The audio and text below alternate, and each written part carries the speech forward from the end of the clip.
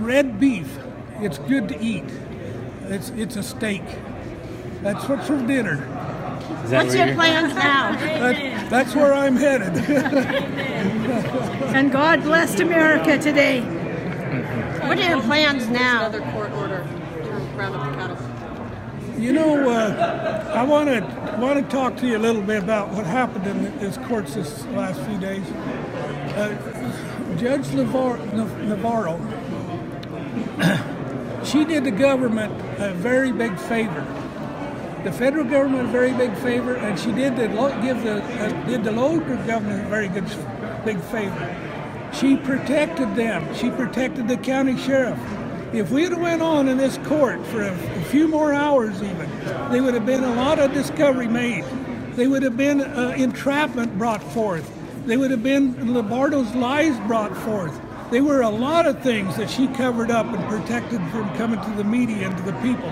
If we go back to court, they'll all come out. In fact, I was really disappointed when we lost our jury, because we had a jury that we could bring this to. What do we have in America if we don't have a jury? The only thing left about our Constitution is basically our jury.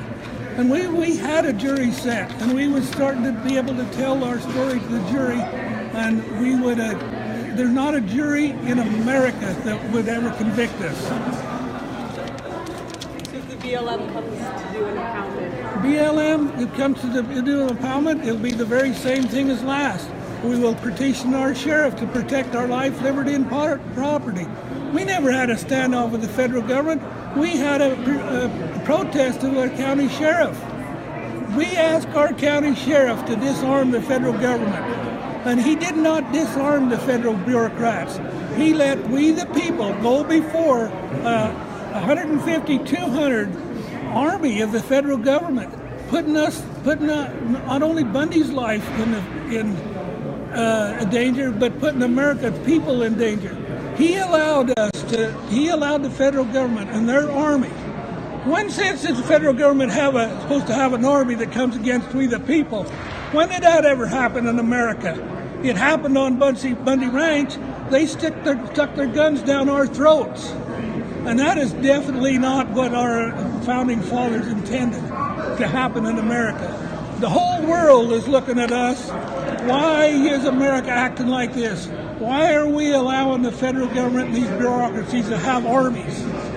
That's a big question the world wants to know. We're not done with this.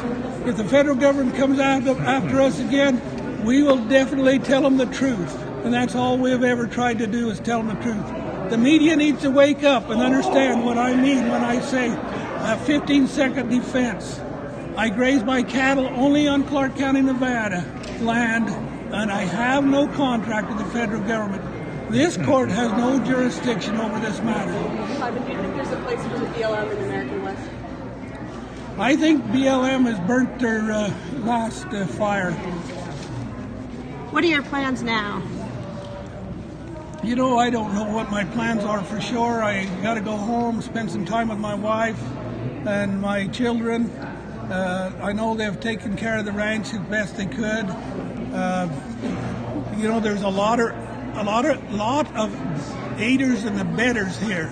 So are we going to forgive them all, or are we going to go after them? I don't know. But these aiders and abettors are definitely guilty of taking freedom away from America. Cliven, who are the haters and abettors? Some of them. There's the environmentalists. You know, the environmentalist could be a big thing, but let me tell you something. The ones that I look at as aiders and abettors are the ones that have jurisdiction authority. Who has jurisdiction and authority in Clark County? Clark County Sheriff, Clark County Commissioner, the Governor of the state of Nevada. Where are they, or where are they today? Why aren't they here to celebrate with us today? Because they're the terrorists here. They're the ones that didn't protect my life and liberty and property. They're the ones that don't recognize statehood and state sovereignty. They're the ones that don't recognize they have policing power.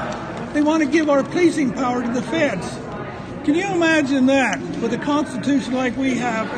and our county sheriff bowing and aiding and abetting and trying to entrap Bundy. And try to indict Bundy under entrapment. You guys don't know about this, but these are things that would have come out. It would have made them all guilty. They're not innocent.